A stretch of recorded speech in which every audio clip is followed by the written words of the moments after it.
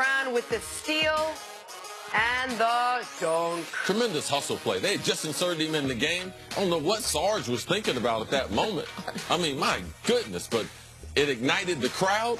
I mean, this is anybody's ball. That's the thing is, like, how does Sarge not go after it there? That was the perfect example of two guys running. One guy wants it more than the other guy.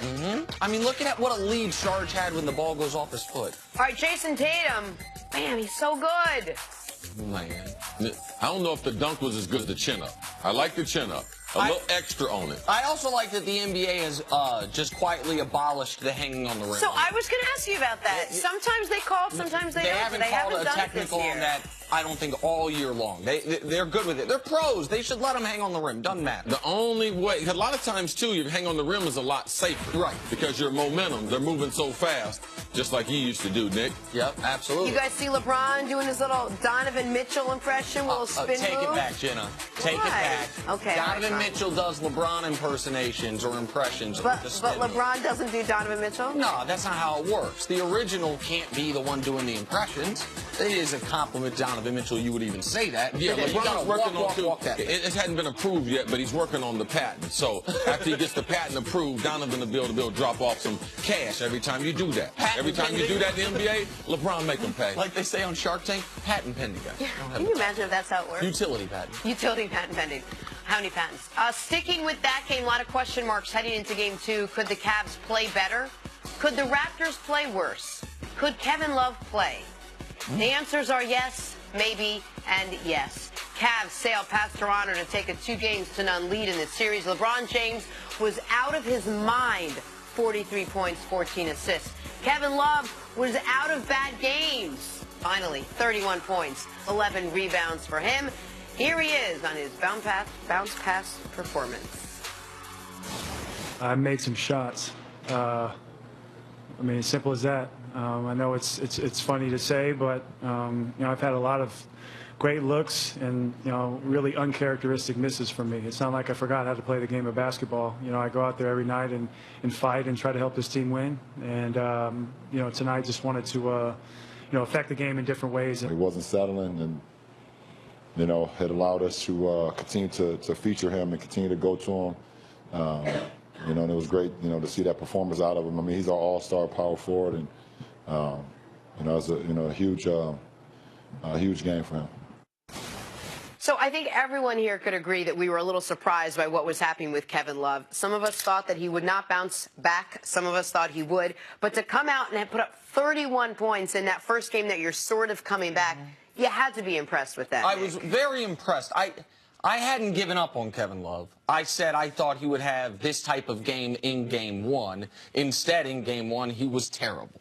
Right? Like, I thought that once they got past Indiana, I thought Indiana presented some matchup problems for a bunch of the Cavs. I also thought Indiana presented a more tenacious defense than Toronto was going to. Those things have been proven out to be true, but Kevin Love was awful in Game 1. But the fact that they refused to go away from him. I understand the story today is LeBron's 43, 8, and 14. LeBron had 4 points and 2 shots in the first quarter. Kevin Love in the first quarter took 8 shots. They were running everything through him. And by the way, he didn't start the game off hot. No. When you and I talked on the phone at halftime, but also early in the first quarter. And I said to you, I was like, man, Kevin Love forgot how to shoot. Like, I think while we were talking, he nearly airballed an open shot. But they kept going to him, and he eventually got it going, and the Raptors had little people on him. That's why Ty Lue wanted him at the 5 to get those matchups. Ty Lue deserves credit for sticking with it despite Kevin Love's objections, despite a lot of the media questioning it, and Kevin Love had the second most points he's ever had in a playoff game. Yeah, but the media questioned what Kevin Love was going to do. It's not the media's fault.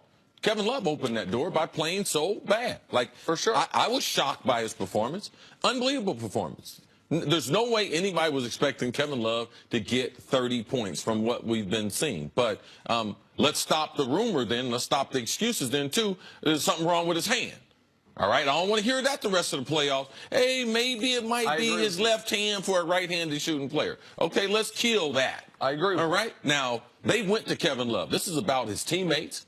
This is about the coaching staff believing in him and believing that matchup, and Valanciunas keeping him on defense, because people talk about how he dominated the paint. Yeah, that's one of the pluses for Toronto, but he is a liability, especially playing against a player like Kevin Love. You put him in space, he's a liability to the defense. If you have a post-up center like Tristan Thompson, he can help off when guys are driving down the lane. So you got to give Ty Lue and the coaching staff. Kevin Love, though, persevered. Kevin Love is not your normal superstar. He doesn't say a lot of things. He doesn't act like the other superstars. But it's critical for him to be able to get back to some type of form if LeBron and the Cavs are going to have championships aspirations, because you can't continue in this NBA with just one star. And I want to add something, and this is, I think, just a good point, whether you're an athlete or just regular person doing a regular job. How you treat people and the credibility and cachet you've built with your colleagues in how you conduct yourself matters. Because I think how much the Cavs like Kevin Love, how much they like him as a person, is one of the reasons they did not give up on him. Is one of the reasons they kept force-feeding him, because they want him to succeed. If Kevin Love was a jerk, if Kevin Love was a guy that was standoffish, if Kevin Love was a guy who was a bad teammate or all about himself, didn't take care of his body, wasn't in good condition, wasn't attention to detail, all those things, Kevin Love is not that person or that type of player. And so, I mean, he was 15 of his last 56 going into yesterday's game, and they refused to give up on him. He got 9 shots in the first quarter, 5 in the second, 5 in the third. They were feeding him. He earned that by the way he's conducted himself in these not just this year, these 4 years, dealing with being a third option, dealing with being in trade rumors every single year, twice a year, once in the offseason, once in the deadline, every single year. And you had to be, if you're a basketball fan, you had to have concern for Kevin Love.